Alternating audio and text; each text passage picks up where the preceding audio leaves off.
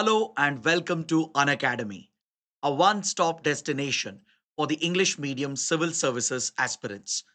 A very good morning and welcome to the daily Hindu news analysis. So let's begin today's discussion by first looking at the most important topics that we're going to discuss from the Hindu newspaper. So from the Delhi edition, I have chosen 8 important articles that require a detailed analysis.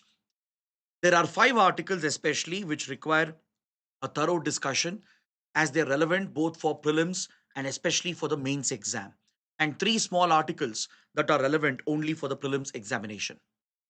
So let's cover these topics one by one so that you don't have to go back and read the newspaper again. And if you guys are benefiting from our initiatives, do support us with your likes, your comments, and don't forget to subscribe to our channel. Now, if you want the PDF of this session, please join my Telegram channel by scanning the QR code. After the session ends, I'll be sharing the PDF over here. So let's get started and look at the first article. On page number 10, we have a column written by an IPS officer who is an advisor to the National Disaster Management Authority. So this insightful article talks about a very important concept, the concept of disaster risk, and introduces the concept of risk transfer, how the risk associated with a disaster can be transferred through insurance, how the losses that the victims of a disaster suffer, the loss of livelihood, the loss of property, the loss of lives, how this can be compensated in post disaster management through insurance. So the writer is talking about a type of financial instrument, a type of insurance scheme known as cat bonds. It essentially stands for catastrophe bonds, which are used in the financial markets to provide timely insurance for the victims of disasters to offset the risk of a disaster. So it's a very interesting article. That is something which can be directly incorporated into India's disaster management plans and policies. So let's talk about this topic in slight detail. First, let's understand what is the term disaster risk. What do you mean by this? Because whatever is there in this article is very important for disaster management and as well as for economy. So disaster risk denotes the overall risk, the potential loss that might occur because of disasters. It could be a natural disaster or a man-made disaster. These calamities, they cause loss of life, they lead to injuries for the people who are affected by the calamity. It damages property, private property and assets can be damaged along with public infrastructure. And it also causes damage to the environment. So, this potential loss of life, loss of property, damage to infrastructure and the environment caused by a disaster is what we consider as disaster risk. The disaster risk arises when hazard meets with exposure and vulnerability. When these 3 factors coincide, that is when the disaster risk is at its highest. Hazard is nothing but the potential for a calamity to occur. Let's say there is an earthquake prone area or a cyclone prone region. So, in those regions, there is a hazard which is already present, which can potentially cause a disaster. So, in the hazard prone area, if that region is exposed, if it has certain weaknesses which makes it vulnerable to the impact of the disaster, let's say the people of the region are not prepared to handle the impact of a disaster. Let's say the administration is not prepared. Let's say the infrastructure is not geared to deal with the impact of these calamities, the hazard which is present, which means the region is exposed, vulnerable. So, when hazard meets vulnerability and exposure, that is where disaster risk is at its highest. So, let's say you take the east coast of India, right? Along the east coast of India, there is a major hazard present, which is the hazard of cyclones. So, the hazard is present, but India has done pretty well to reduce the vulnerability and the exposure through better disaster planning and disaster management. So, disaster risk has been largely contained, but the risk is always present. The same with the Himalaya region, which is very active seismically, very prone to earthquakes, landslides, and it's also prone to floods and flash floods. So the hazard risk is present, and depending on the exposure and vulnerability, disaster risk can be determined. Now, one way to manage the risk and to reduce the risk is to transfer the risk, that is the financial risk. This is an essential component of disaster management. When you look at disaster management, there are three primary stages which are there. It's a cyclical approach that is followed. We have during disaster phase, we have pre disaster phase, and you have post disaster phase. These are the three phases of disaster management which are cyclically connected. This is the model, the structured model of disaster management that is largely followed around the world as per UN recommendations. And this is what you see in India as well, which has been codified through the Disaster Management Act of 2005. To deal with any disaster, you need to take certain steps in pre disaster phase where you focus on planning and preparedness, where you focus on implementing early warning systems, where you focus on improving your emergency services, you focus on creating certain structural mechanisms to prevent the impact of a disaster. For example, you can ensure that in earthquake prone areas, the building codes are enforced to ensure the buildings are earthquake resistant or earthquake proof. In coastal areas prone to tsunamis and cyclones, you can create coastal walls and barriers to try and prevent coastal flooding. So, such structural measures can be implemented. Non structural policy measures can be implemented through better zoning. You can control the land use planning and ensure that in the high risk areas, human activities and population presence is limited. So, in pre disaster, if the focus is on planning and preparedness, then in during disaster phase, the focus is on emergency relief and response. In during disaster phase, when the disaster is ongoing, or when it is about to happen, or when it has just happened, the focus shifts to emergency relief and response, carrying out search and rescue operations, saving as many lives as possible, providing immediate medical attention, supplying food, water, providing temporary shelter to rehabilitate the victims. All these emergency relief measures falls under during disaster phase. So planning and preparedness is the focus of pre-disaster phase.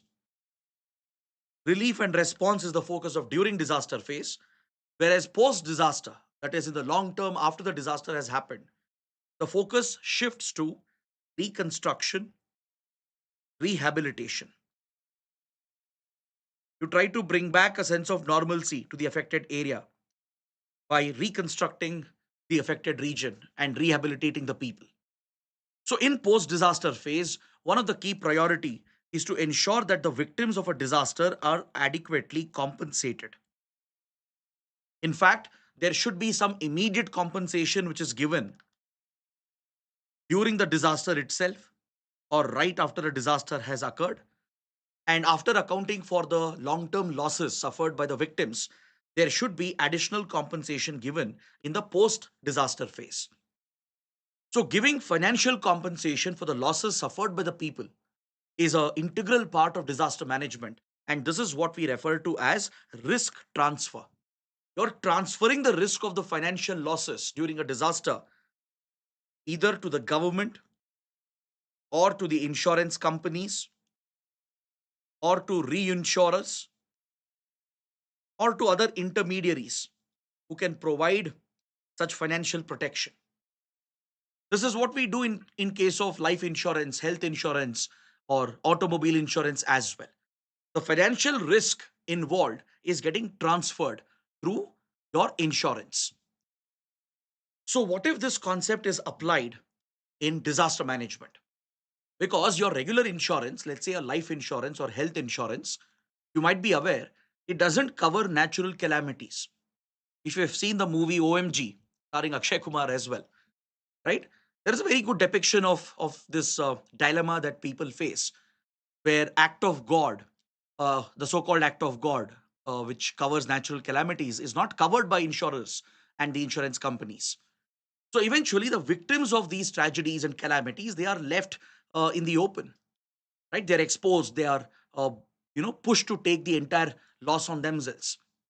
Imagine a victim who is injured, who's crippled because of a disaster, who are not able to work, who are not able to sustain their livelihood. Or imagine a farmer whose agricultural crops have been wiped out because of a flood. Or imagine a small time shop owner whose business has been decimated because of a landslide.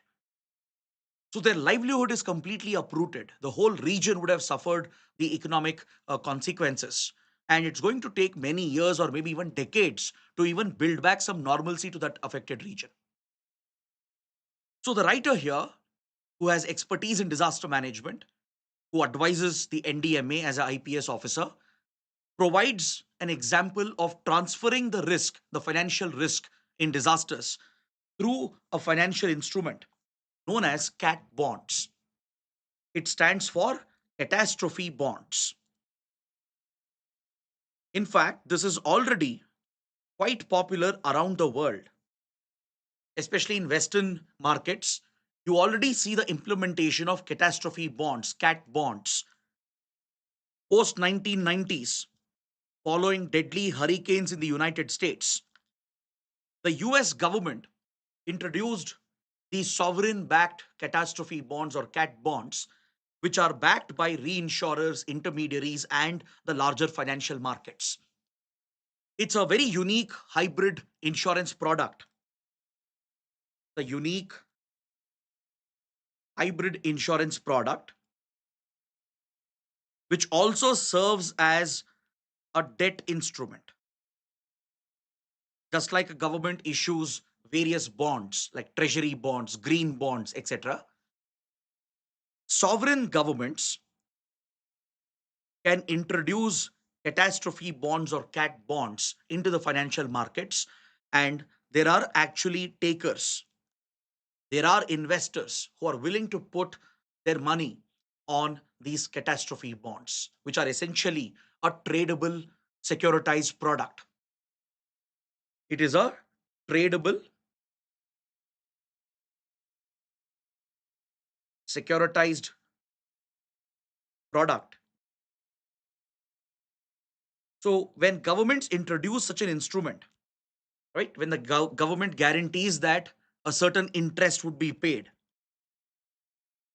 and of course the interest rates would be slightly higher given the higher risk of disasters depending on the risk profile, this will attract certain investors who are looking to diversify their portfolio, right? Investors will look to de-risk their investments, and such debt instruments backed by the government, by a sovereign state, is highly preferred by several category of investors. For example, pension funds, even hedge funds and hedge houses, and these multi-millionaire business families, they all have stakes in this segment of the financial market. And we have seen cat bonds being quite successfully implemented in the US and also in the European market. Currently, around $180 billion worth of cat bonds have been issued over the last few decades. At least $50 billion worth of cat bonds are operational in the global markets. So, by transferring the financial risk to the financial markets and the insurance market, you are essentially securing and protecting the victims, guaranteeing them compensation while de risking the investment.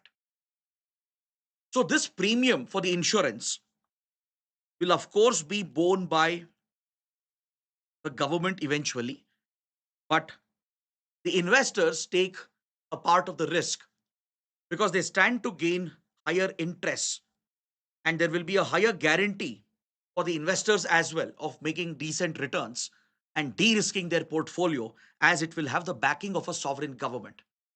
Especially stable economies like India can definitely leverage cat bonds and it can find takers in the insurance market and in the reinsurance market.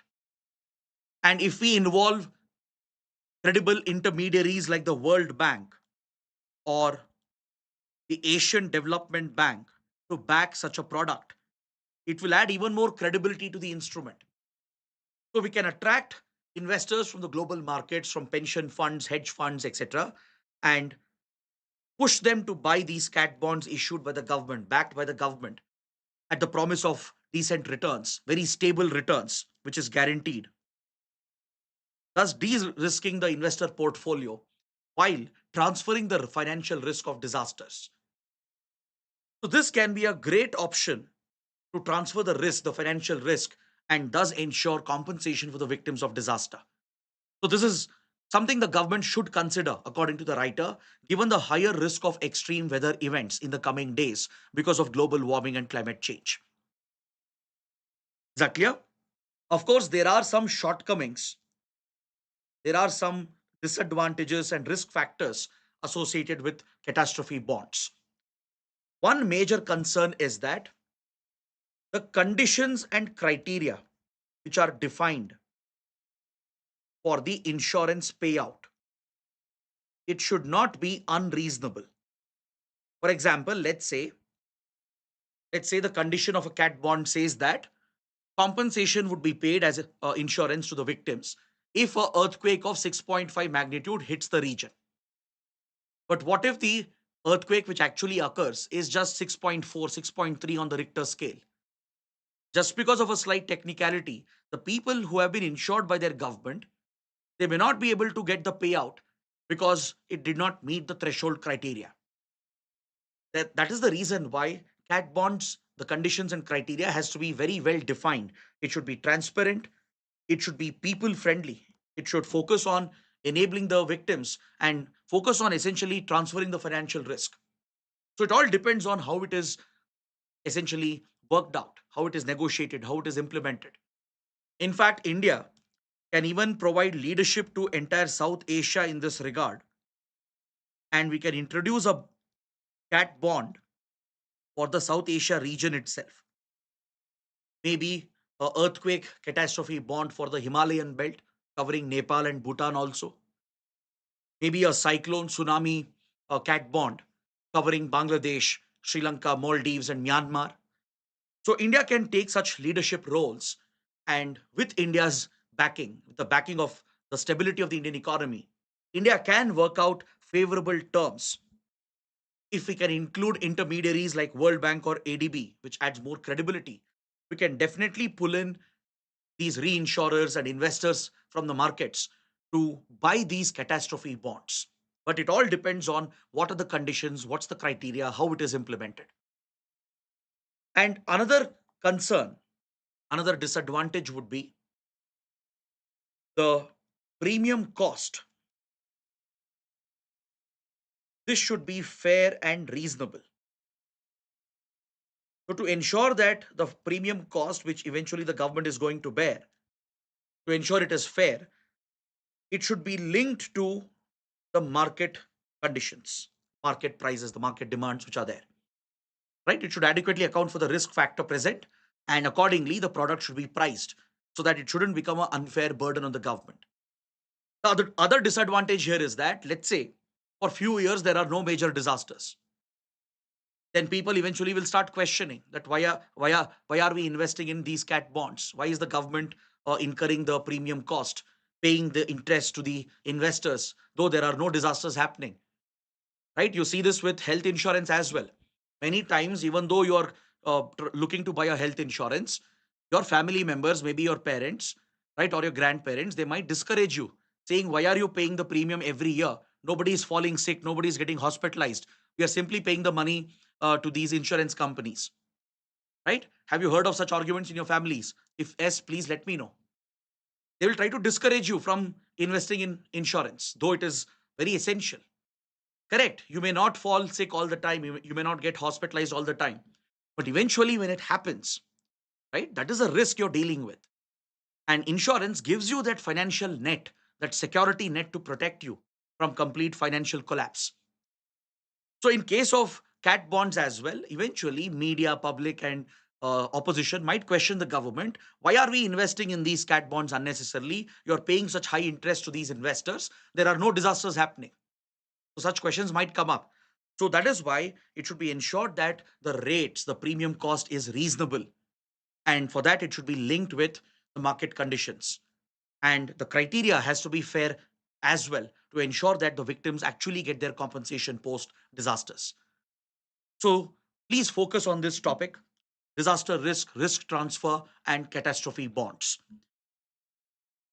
So, as always, let's take up a practice question quickly and look at the answer writing approach. I promised you since the last week that in every session, I will take up answer writing discussion. I will give you some direct pointers along with a structure which you can follow for your answer writing practice. So let's look at this practice question. What do you understand by the term disaster risk, and why disaster risk transfer is a key component of disaster management? So that is the first part of your question. In this context, examine the relevance of catastrophe bonds. So, to write a good answer, first please read the question carefully, understand what is the demand of the question, break it down into sub questions. Every question will have 2 to 3 sub questions. So, here the question is first talking about the term disaster risk, the concept of disaster risk. And the question is asking you why risk transfer is a key component of disaster management. So, two concepts have to be explained first, and then you need to talk about the relevance of catastrophe bonds. So, what you can do in the introduction, talk about disaster risk and the need for transferring the financial risk as a strategy in disaster management. You can define what is disaster risk as we discussed under the article, right? Give examples as well and explain the concept of risk transfer, right? In fact, you can take this argument into the body as well. In the introduction, maybe you can just say that the risk associated with disasters can be offset through risk transfer, which is essentially through insurance and compensation. And then in the body, you can provide the further details with examples. So define a disaster risk, add some examples to it, and explain how in disaster management cycle, in the during disaster and post disaster phase, how it is important to transfer the financial risk to offset the financial losses suffered by the people, the administration as well, through the concept of insurance. So once you establish this argument, in the second part of the body, you talk about cat bonds.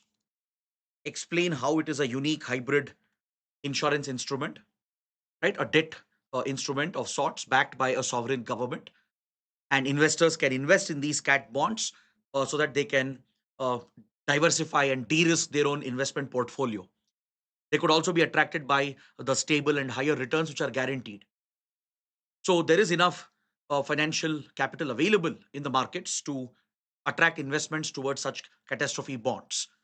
And this will result in timely payout of compensation for the victims of a disaster.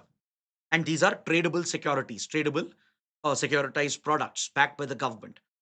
So explain this concept briefly. You don't have to get very technical. Just a basic, simple explanation of what are cat bonds and its global relevance. For example, how the US has experimented with it quite successfully and how this model can be followed by India. Right? That should be the last part of the body. How India can implement this model. What are the shortcomings, the disadvantages? And finally, conclude your answer. Conclude by saying that you can never expect disasters. You never know when disasters might strike. Though some disasters can be predicted with early warning, still, despite the best preparedness, losses will be incurred. So we need to shield ourselves, our society, our citizens against these losses, and risk transfer is the way out. So such a broad conclusion can be provided, and that makes for a very good answer, well structured and containing the relevant points and examples. So let's see how many of you can write an answer to this question, and if you do, please post your answers in the comment section. Now let's look at the next article on page number 8. This article focuses on the topic of custodial torture. Recently, there was a horrific incident in the state of Tamil Nadu where a bunch of rogue officers from the Tamil Nadu State Police have committed a brutal case of custodial killing in Shivaganga. A temple guard had been accused of theft and had been handed over to police custody. So the police had tortured this temple guard who was actually innocent. He kept on claiming his innocence. He had been brutally beaten and eventually he lost his life. And the post-mortem, the autopsy has revealed very grievous injury marks suffered while in custody, along with cigarette burns and unspeakable violence which has been committed against an alleged accused. His crime was not even proven. So in Tamil Nadu, there have been many such brutal incidents in the past as well, in the recent times as well, where few rogue police officers have taken the law into their hands, misused the authority they have, brutally committed torture in custody, right? And they leave behind a generational trauma, not just on the victim's family, but on the society itself. These are the incidents which should shake the conscience of the entire country. And across India, there have been many such incidents. In Maharashtra, in Uttar Pradesh, and across India, there have been many such incidents where police are often known to terrorize the accused, beat up the accused during interrogation. It has even become a regular practice, almost a standard practice of sorts, to torture the accused, and it has become a sort of an interrogation technique. Those studies have clearly established that torture may not get you the right answers. It may not be credible information, though courts will dismiss any such proof and evidence, right? If it is proven that the evidence was obtained through torture. Despite that, police in countries like India have a habit of interrogating the accused through brutal beatings and unspeakable violence which is committed within custody. There have been many cover ups of these cases as well, where the police collude with powerful individuals to target innocent victims or file false charges against the weaker sections. If you've seen movies like Jai Bhim, right, which depicts the gruesome violence suffered by the weaker sections at the hands of brutal police officers. This has become a recurring feature in Indian policing and criminal justice system. And that is the focus of this article. The writer is talking about this important issue, how we can address custodial torture, custodial killings, which has been quite uh, frequent and recurring in India's policing system. So, first of all, we need to understand why police in India resort to brutal use of force. It's almost as if it comes naturally to them. It's almost as if they are trained to do it, to do such violence. It's almost as if they have been ordered or empowered by law itself to do such violence. It's been that frequent. That's the reason why most of us, right, we have a hesitation to even enter police stations, right? And this largely has to do with the colonial hangover on our police force. When the British raised a police force primarily to terrorize the people, to target the freedom movement, the freedom fighters, and they essentially misuse the police primarily to impose the will of the imperial power and to crush any uprising against colonialism. So post independence, India largely inherited the colonial structure of policing in letter and in spirit.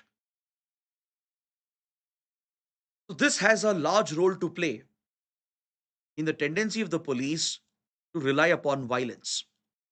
But this alone doesn't explain the continuation of custodial killings and custodial torture and beatings. It has been more than 7 decades of India's independence. The question is why we still haven't reformed our police forces.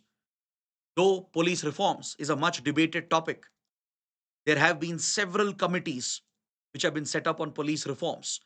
Several recommendations have been provided. Many of them have been implemented, at least partially. But still, why don't we see our police force on the ground being reformed? Though it is there on paper, recommendations are available. There is a landmark case, the Prakash Singh case, where Supreme Court has laid down seven particular guidelines to reform the police forces and the policing culture in the country. The question is, why hasn't this changed? So we can't simply blame everything on the colonial hangover and get away with what is happening today. The reason why police forces are seen to be more brutal, it also has to do with the kind of workload, kind of pressure, the kind of mental trauma they are facing, and the lack of support system for our police forces to process the trauma that they are going through as well. Studies have shown that generally police officers who engage in brutal violence and atrocities, they themselves have been traumatized. Because let's be fair over here, it's not easy being a part of Indian police system, right? At the state level, police forces are in general heavily politicized, known to be corrupt. They're forced to be corrupt by the political system, right from recruitment to transfers to postings to promotions. Everything requires political influence, where the political masters keep extracting bribes. And this leads the police officers and the lower rung, the constables, eventually to take it out on the masses. And also the kind of crimes they deal with on a day to day basis, right? Morning, they might have dealt with a brutal accident. Afternoon, they might deal with a rape incident, which is horrific. They might deal with a brutal murder in the evening, right? And a politically sensitive case in the night. So the workload, the stress, the burden, the pressure keeps on adding, keeps on piling up. And most police officers in the country suffer from a mental condition, a healthcare condition referred to as PTSD, post traumatic stress disorder.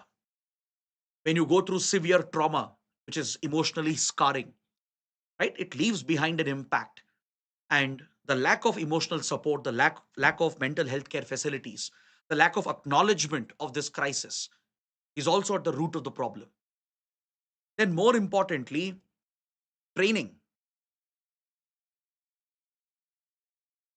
Why aren't we training our police officers to be more sensitized, to be more empathetic? Why aren't we instilling ethical values in our police force? That is the bigger question. If governments have enough money to assign a budget for modernizing the police force, why isn't enough budget being assigned for proper sensitization, training, inculcation of ethical values, inculcation of a humanitarian approach? Why aren't they following the spirit of the constitution and the rule of law? Why isn't there accountability? Because such officers who go rogue and misuse the law and the authority, commit such brutal atrocities, they need to be held accountable. They need to be delivered the strictest of punishment through a transparent investigation, and they should be made an example because they represent the state, they represent the constitution, the will of the state. So when you have the state, the face of the state committing such atrocities, people will eventually lose faith in the state. They will lose faith in the constitution and rule of law. And that is a recipe for disaster. People who create such views about the police, who hold such views about the police, they breed resentment against the state, and that could be exploited for activities against the interests of the security of the state. You look at Naxalism, for example. Naxals are able to tap into this anger and resentment that people have, the farmers and tribals have against the police, who keep on torturing them and abusing them. So it's very essential to focus on adequate training along with dealing with the sensitive issue of the mental health of the police officers. Both are equally important. That's what the writer is calling for. It's important to acknowledge the workload on our police force, the overburden that they are facing, the stress, the trauma, the PTSD conditions they might be going through. They need a mental health care support, they need emotional support. That is something which should be institutionalized in the policing system. But more importantly, as part of police training, right, there should be extensive focus on sensitization, building empathy and ethical values, and ensuring that they follow and respect the humanitarian aspects of the Indian constitution and enforce the rule of law. When such violations are reported, there should be accountability. As I said, such rogue officers, they should be made an example by through a transparent investigation, build a case against them, and if they are guilty, ensure they are delivered the strictest of punishments. Because you can't have professional police forces committing such brutal atrocities. Then there's no value for rule of law. There's no value for constitutional principles. So that is the issue that the writer is focusing upon over here. In fact, if you, let's say, clear this exam, join the IPS, and I really wish most of you do. When you go to your training at the Sardar Vallabhbhai Patel National Police Academy in Hyderabad, one of the mottos of the NPA, the National Police Academy, which trains our IPS probationers, is to build a sensitized police force. You will see the motto written over there as well, to create a sensitized police force. While sensitization is included as part of police training at the higher levels, at the IPS level, this has not trickled down to the lower hierarchy in the police force, to the level of inspectors, sub inspectors, and constables. So within the police force, there is a major distinction. There is an elite IPS at the top, forming the top hierarchy, the top echelon, and the bottom rung of the police force. While training focuses on sensitization for IPS, the same can't be said with confidence about the training of the lower rung of the police force, especially the inspectors, the constables, the SIs. And the lack of sensitization, the empathy, the lack of ethical values, right, is a result of very poor training. And this is also a result of poor budgetary allocation. You look at a state government's budget, the police budget they assign, they are spending thousands of crores, but most of it is spent on acquiring vehicles, investing in creating buildings and acquiring weapons, right? But sufficient allocation is never given for training. There is no focus on sensitization of the police force in raising an empathetic police force. And that is what is lacking in India. These are the reforms, the police and criminal justice reforms that are needed. There is a need for reform in the criminal justice system as well, which will disincentivize custodial torture. There should be clear restrictions. You need to instill certain standard protocols.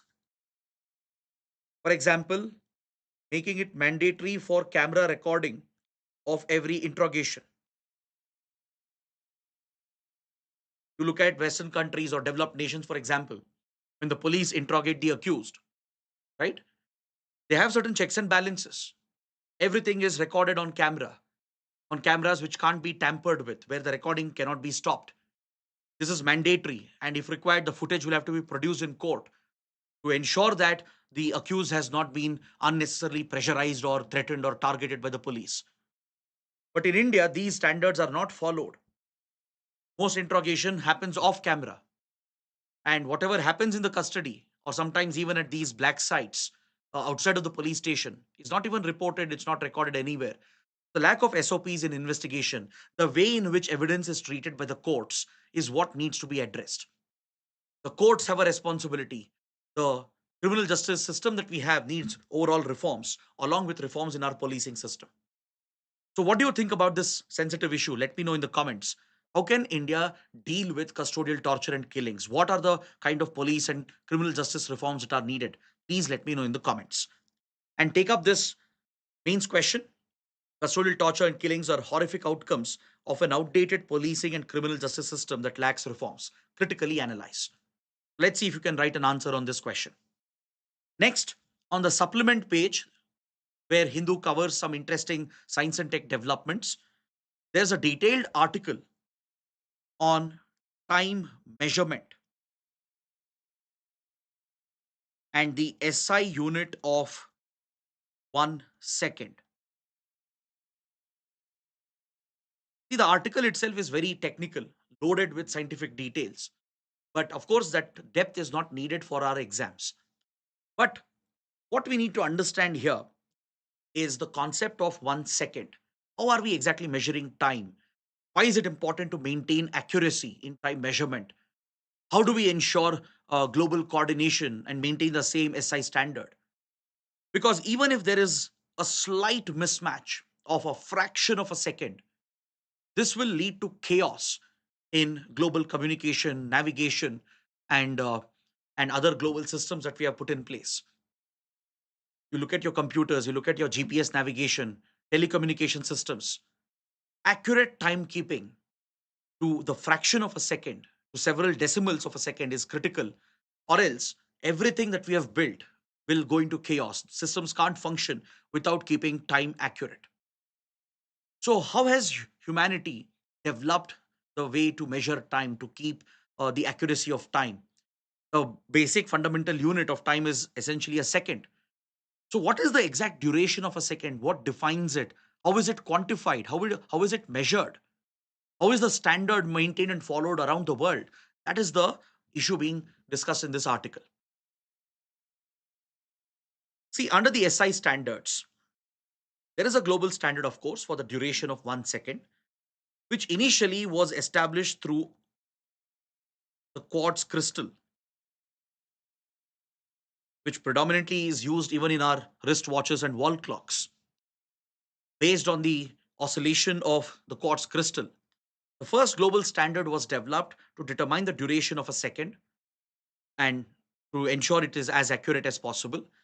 So, the quartz crystal standard is what initially was used to measure time, to keep the accuracy of a second. And this was largely seen as a global standard many decades, centuries ago.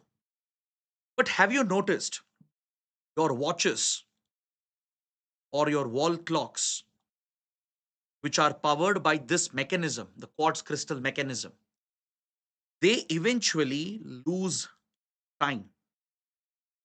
Usually, in a year, let's say you keep a clock running for a year, right? Let's say it is always powered by the required batteries to keep the quartz crystal oscillation going on throughout the year. Though it might be showing relatively accurate time, if you measure the eventual accuracy and loss of time, let's say over a year, such quartz crystal clocks might have lost few seconds. Have you noticed your watch slows down? Eventually, you will start seeing a difference in the minutes as well. Compared to more accurate watches, your traditional quartz crystal watches might be lagging behind by a minute or two after every year. That's because quartz crystal method of second measurement is not the most accurate. So we replaced this with a more sophisticated and a more complex technology, which is the current global standard in timekeeping. This is currently done by using a radioactive element, cesium 133, to maintain atomic clocks which can provide the most accurate estimation of what is 1 second. What exactly constitutes 1 second? What is the duration? Is now measured primarily using a radioactive element, cesium 133, to build these atomic clocks which are maintained around the world, and that is the current SI standard. In India, for example, at the National Physical Laboratory in Delhi, we have maintained five such cesium atomic clocks, and this output is in turn disseminated through our satellite system of ISRO's INSAT, through telecommunication links and optic fiber links, which basically provides for all our navigation communication services, maintains the accuracy of time and coordination of communication services. So similarly, every country maintains its atomic clocks, and they're all in sync with the global standard which is kept. But problem is, even these cesium atomic clocks are not the most accurate. They actually lose cesium atomic clocks, they lose 1 second every 300 million years. Every 300 million years, these atomic clocks are going to lose at least 1 second or even more than that. Now, some of you might say, what's the big deal with this? Nobody's going to live for 300 million years. What's the big deal if few seconds are lost? See, in the long run, maybe in our traditional sense, it doesn't matter. But when you look at modern day communication systems, satellite systems, GPS navigation, time needs to be as accurate as possible. As I said, to the fraction of a second, time has to be accurate. To several decimal places, time has to be accurately measured, and it has to be kept up. Or else, even the slightest mismatch, the slightest asynchronicity can lead to problems in our communication systems and satellite systems. That's why the global scientific community is constantly working to improve time measurement to make it more and more accurate. So today, the world is now developing a new standard which is giving some positive results. And very soon, we might shift to this new standard. What is this new standard of measuring time which is being developed? These are optical clocks which are being developed using elements such as strontium and others, which are known to be much, much more accurate. Recently, a global scale experiment was carried out across multiple countries using these optical clocks to test their accuracy. Countries such as Finland, Japan, UK, France, Germany, and Italy. These countries were part of this research, this experiment, to prove that these strontium optical clocks can be the most accurate ever known to mankind. They interlink these clock systems to cross check and measure the duration to ensure that the slightest of difference doesn't exist. And the initial test results are very positive. So, experts are indicating that these optical clocks they might lose maybe less than a second in 15 billion years.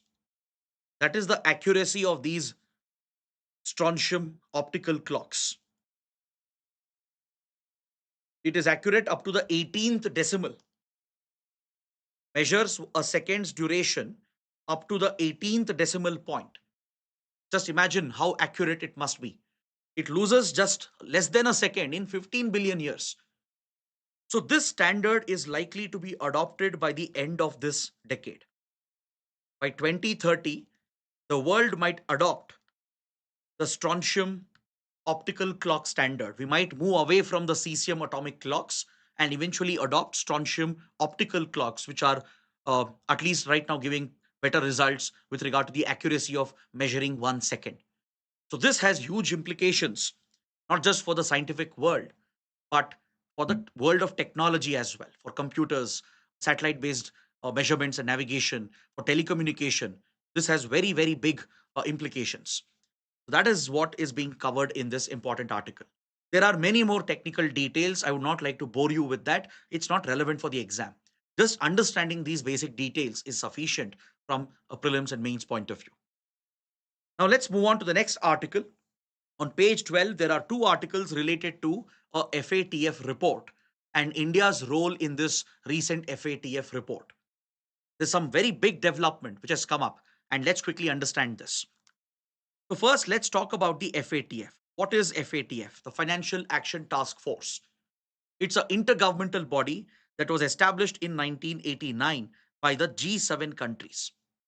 It was established mainly to counter money laundering, tackle money laundering. But later, following the 9/11 attacks in 2001, it was given a second objective, which is to counter terrorist financing. Because the 9/11 attacks clearly established the links between money laundering, organized crime, and terrorist financing. The attack carried out by Al Qaeda, the funds for the attack was channeled through Hawala networks, Hawala transactions, which is an essential part of money laundering. A direct link was established between money laundering and terror financing and organized crime. So, since then, FATF has been this global intergovernmental body to set these standards to counter money laundering, to implement CML standards, and to implement anti terror financing standards or ATF standards. This is the primary role of FATF. It is headquartered at the Secretariat of OECD in Paris, the Organization of Economic Cooperation and Development, which is a Western dominated European uh, economic grouping, right? Its secretariat is in Paris, and that's where the FATF is headquartered. It has around 39 members Two of them are regional groups as well, such as the European Union and Gulf Cooperation Council. There are 37 member countries, two regional groupings as well, the EU and GCC, and India is one of the members of FATF. So, FATF, what does it do? It essentially is a standard setting organization. It sets the global standards for counter money laundering and anti terror financing. And these standards are mandatory for every jurisdiction to follow. Even if a country or jurisdiction is not a FATF member, they still have to follow the standards as it will be enforced through regional FATF styled bodies. There are around 9 regional FATF styled bodies around the world covering different regions. And all the countries, all the jurisdictions are obligated to implement these FATF standards. And FATF can enforce them as well. It has the power to periodically conduct a review, audit the performance, and if countries are lacking in their performance, if they are not following the standards as recommended by FATF, FATF can issue a notice to these countries by grey listing them. So if a country gets grey listed, that itself has economic consequences, right? It means those countries are not implementing strong anti-money laundering and anti-terror financing measures.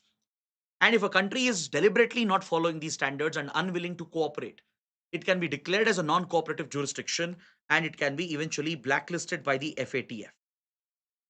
So getting blacklisted by FATF has severe economic consequences as it will invite global economic sanctions. Currently, 3 countries are blacklisted: Iran, North Korea, and Myanmar.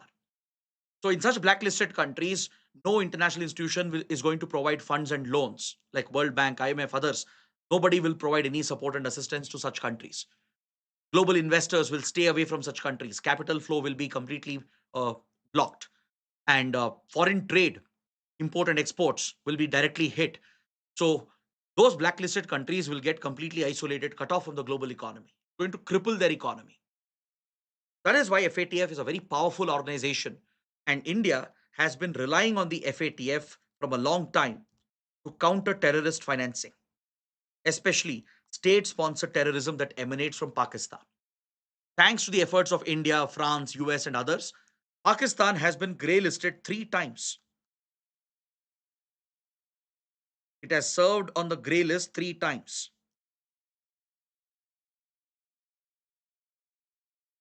Is that clear? It has been on the grey list 3 times, and every time it has shown some improvement and it gets taken off the grey list.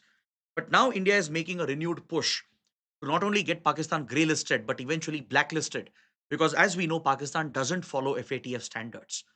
It has not seriously tackled money laundering, and it has actively enabled terrorist financing through state sponsorship. So that is the case India is trying to build at FATF. So, in this regard, a very important report has been published by the FATF. Please concentrate over here. This FATF report, which has been published at the initiative of the Counter-Terrorism Committee of the United Nations and the government of France, they pushed a debate on terrorist financing. The government of France, along with the Counter-Terrorism Committee of the UN, of the UN Security Council, they pushed a debate on terrorist financing at the FATF, and a detailed report has been published. And in this report, for the first time ever, FATF is recognizing state sponsorship of terrorism as one source of terrorist financing. Can you understand the significance of this? For the first time ever, FATF has officially recognized it has officially recognized state sponsorship of terrorism as one of the sources of terror financing. Previously, FATF would only consider illicit criminal sources like drug trafficking, arms trafficking, etc., as sources of terror funding. But for the first time, it has recognized that even state actors like intelligence agencies of certain governments, they could be sponsoring terrorist groups. And this recognition has come at the insistence of India. as India is building a case of state sponsorship of terrorism against Pakistan. So this makes the path easier for India now to hold Pakistan accountable. We come one step closer to hold Pakistan accountable for being a state sponsor of terrorism. See, when it comes to terror financing, as per the FATF norms, countries bring out their national risk assessment periodically. Every government, like the Indian government, the US government, etc., they publish their national risk assessment on terrorist financing. The Indian report, the Indian National Risk Assessment, has always identified Pakistan as a state sponsor of terrorism. It means Pakistan is not strictly monitoring the banking transactions. It is not implementing the KYC norms, the know your customer norms, which is very essential to maintain diligence in the banking and financial system, to track any suspicious transaction which could be linked with money laundering and terror financing. So once you bring up this argument and put uh, this accusation on Pakistan and get it recognized globally, then those who trade with Pakistan, those who interact with Pakistan economically, they would not be willing to work with Pakistan. The investors, those who provide funds and loans, right, global organizations, companies, they will take a step back if it is clearly established that there are proven state links where banking and financial systems are being misused to launder money and use that to finance terrorist activities. The National Risk Assessment of the US government has already shown that there is a risk of terrorism from Pakistan.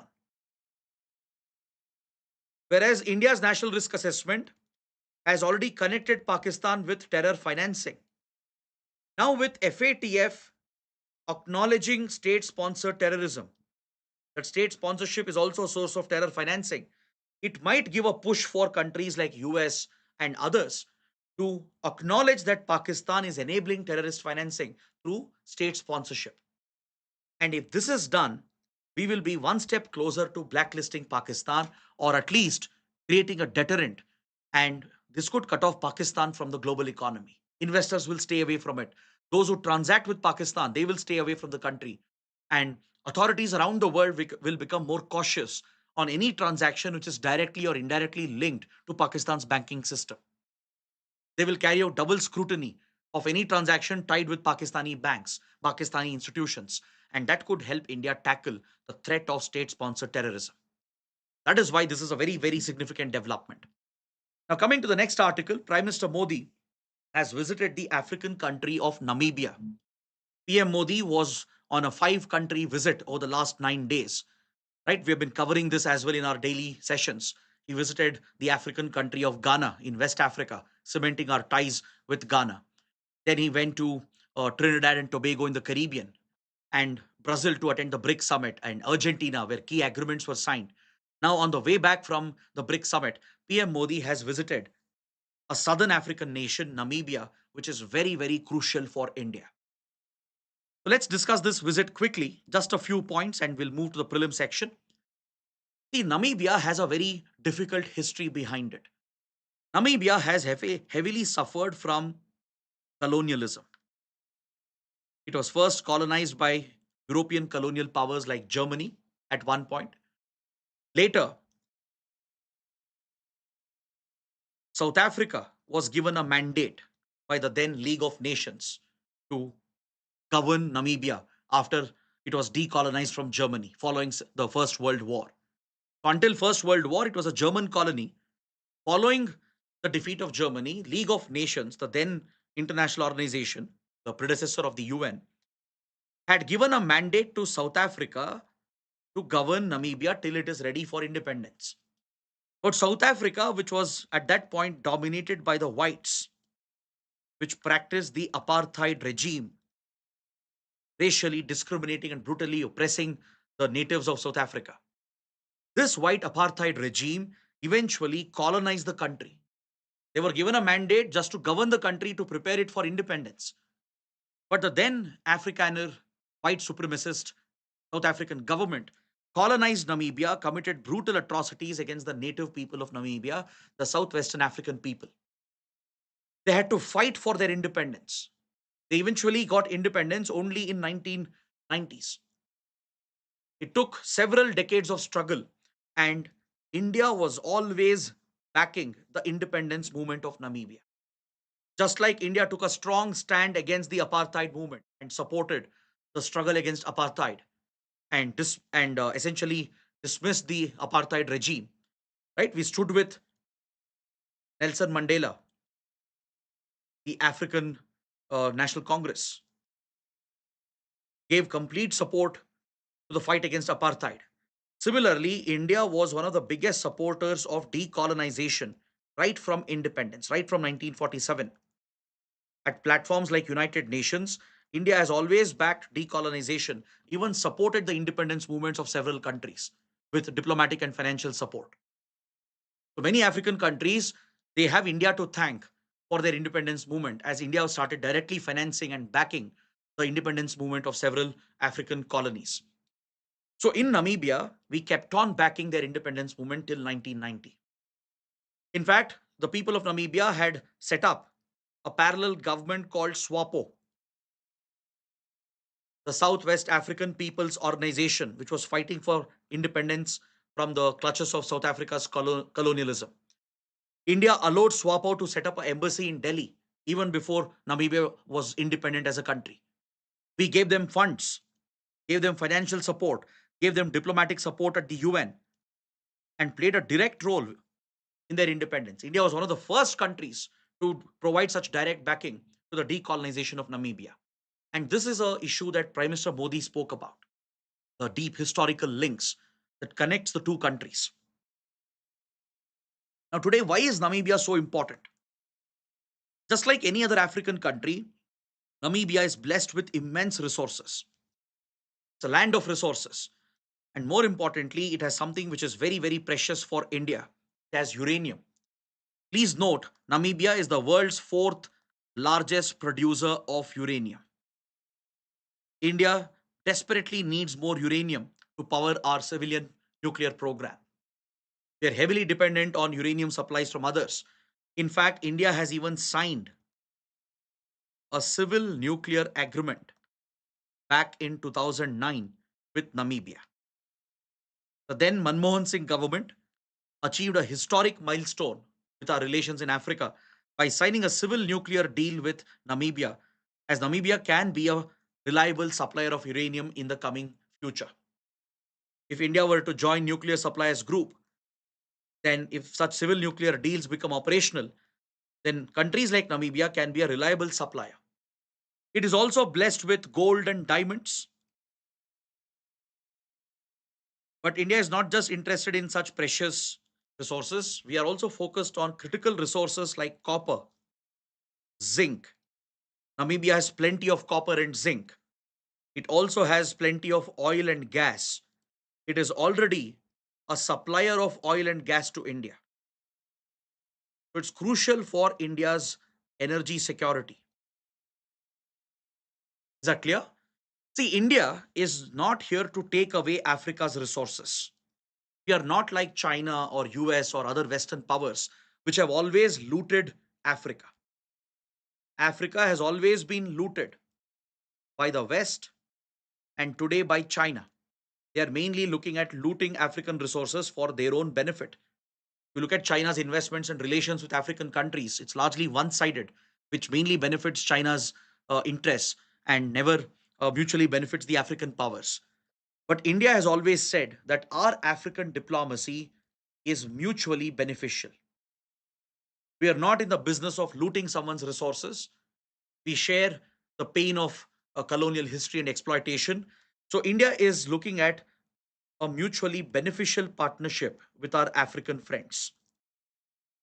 That's very evident with our policy, our projects, and investments. So, during PM Modi's visit to Namibia, India has promised support in the development of the country, announced fresh initiatives and projects, especially in the field of health, in the field of medicine, education. In fact, across Africa, India is already a key provider of health and education services. India has a very ambitious project called the Pan African E Network Project, which was the brainchild of President APJ Abdul Kalam, which was brought to reality by Ministry of External Affairs. Through Indian satellite services of ISRO, we are providing tele-education, telemedicine services to African countries under the Pan-African E-Network project. Namibia is one of the beneficiaries. Most of the Indian investments are focused on uplifting the African people from poverty, providing them better education and healthcare, and creating good infrastructure which has social benefits. Now, India has integrated its UPI payment system as well into Namibia's economic and banking system. The same was done with Ghana and Trinidad and Tobago during PM Modi's visit. UPI has truly gone global, right? We've extended this to multiple countries from Nepal to Sri Lanka to France to Singapore to UAE. And now countries like Ghana, Trinidad, Tobago, Namibia are being covered. And this provides for seamless cross border payments, which can benefit traders, investors, and students and tourists. And also, India is a destination for medical tourism from Africa, right? Patients and even students from Namibia, they look at India for medical opportunities, healthcare, and educational opportunities as well. So, all these aspects of the relationship have been explored, these important deals have been signed, and India has promised that our relationship is not one sided. We are not here to loot Namibia's resources. We are here to partner with Namibia, exploit the resources sustainably so that it is mutually beneficial, so that it can uplift Namibia while benefiting Indian interests. So now let's quickly look at the prelim section. Let's quickly finish today's session by talking about some articles which are relevant for prelims. On page 10, there is an article referring to the NAS, the National Achievement Survey. So, what is this National Achievement Survey? The National Achievement Survey is conducted in the field of education. Okay, it is carried out by the Ministry of Education once in every 3 years. It's a once in 3 year exercise carried out by Ministry of Education. Under this survey, learning outcomes are captured. Learning outcomes in government schools and government aided schools is captured through this survey. So students from class 3, class 8, class 5 and class 10, they are the focus of this survey. So their ability to understand core subjects like language, math, science is essentially measured through this survey to understand the performance of India's education system. Is that clear? In this periodic survey done once in 3 years, learning outcomes are captured in government schools and government aided schools by asking these questions to class 3 students, class 5, class 8, and class 10 students by looking at their academic performance in core subjects like math, science, language, etc. So, last exercise was done in 2021. Now, in 2024, the next round of National Achievement Survey has been conducted and the results are now available publicly. So, the article is mainly focused on how Himachal Pradesh has improved its performance. In the previous survey in 2021, Himachal Pradesh was ranked very low. It has jumped 16 places in 3 years, showing a remarkable performance, and it has entered the top 5 states in terms of learning outcomes in education. But however, you need to treat this survey with caution because it is purely measuring what we refer to as just knowledge based learning. It doesn't account for critical analysis, emotional development, or inculcation of civic sense in our students. So those parameters are not considered at all by this survey. It's a very limited survey, a narrow survey in that regard, focusing only on the knowledge, the concepts, the subjects which are taught, how far students are understanding it, how far they can remember it and reproduce it, what's the marks they are scoring. So it's a very narrow survey in that regard. It doesn't focus on critical learning, critical thought. It doesn't focus on empathy, emotional well-being and development of the child. It doesn't focus on whether civic sense is being inculcated. Those aspects are not considered. That is a shortcoming of the National Achievement Survey. Next, India has achieved a big milestone in shipbuilding, indigenous shipbuilding. INS Nistar has been inducted into the Indian Navy. It has been indigenously designed, built in India at the Hindustan Shipyard Limited at Vishakhapatnam, and it has 75% indigenous content. Now, this ship is very unique. INS Nistar, which is being inducted into the Indian Navy, it is a dive support vessel, a deep dive support vessel. See, in naval operations, diving is an integral component, be it for military operations, when, let's say, enemy ships or submarines have to be targeted, or enemy port infrastructure has to be targeted. Naval specialist divers are deployed, or even part of the Navy's special force unit, the Marcos. Or let's say, not just for live military operations during war or covert operations during times of peace to target the enemy. You need deep diving even for rescue operations. Let's say there has been a submarine accident. Let's say a submarine of the Navy suffers an unfortunate accident. To rescue the submariners, to safely bring them out, right? Or let's say there is a shipping accident, and to rescue civilians, you need deep diving skills and resources and assets. So the Navy focuses on this specialization. There are specialists in the Navy who are experts in deep diving. They can dive for several meters below the surface of the water, and to provide all the required support for them, from oxygen to special suits or to special gear. Right? There is a dedicated vessel which the Navy is going to use, which is INS Nistar, which is being inducted for these deep diving operations. This could potentially even help in deep diving exploration activities as well. Next, coming to the last article, there is a concerning development from the Red Sea. The Houthis of Yemen,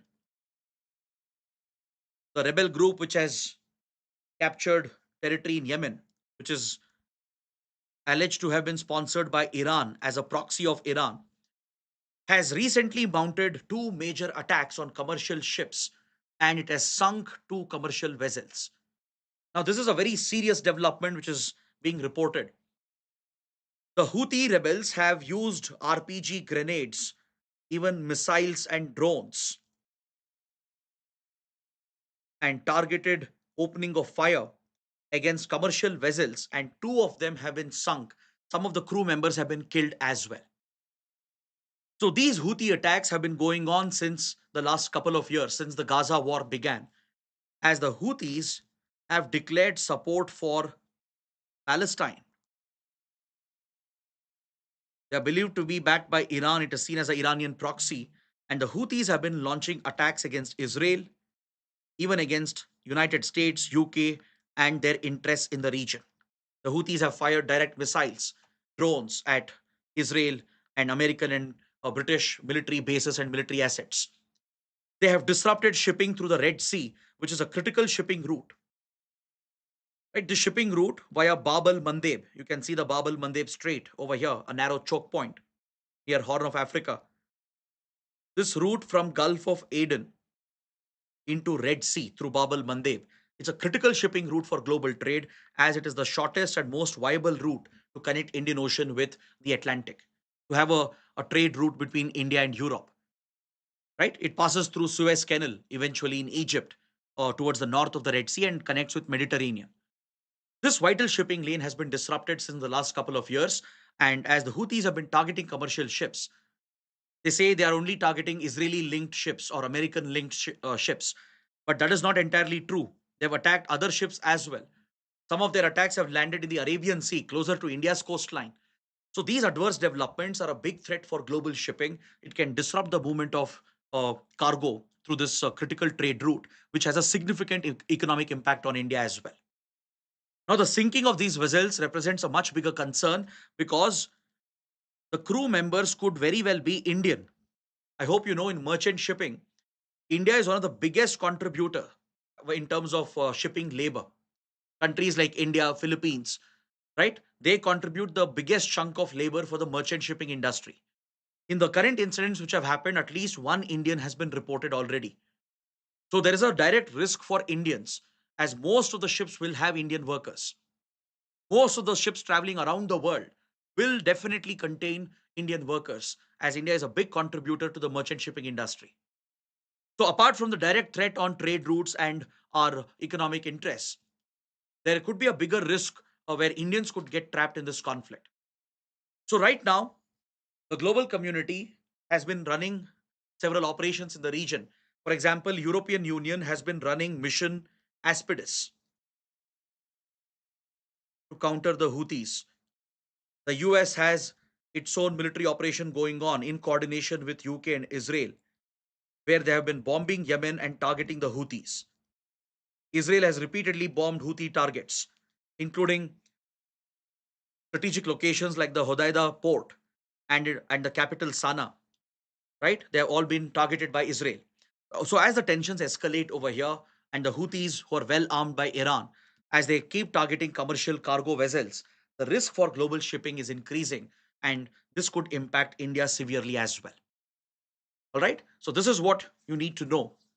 So let's see how the issues will develop around the Red Sea crisis, what India might do next, because the sinking of these two ships is indeed a big concerning development. So, on this note, I bring my discussion to an end. I hope you guys have liked the session, understood everything that we have discussed. If you did, please press the like button, share your comments, and don't forget to subscribe to our channel. That is it. I'll see you tomorrow. Thanks for watching.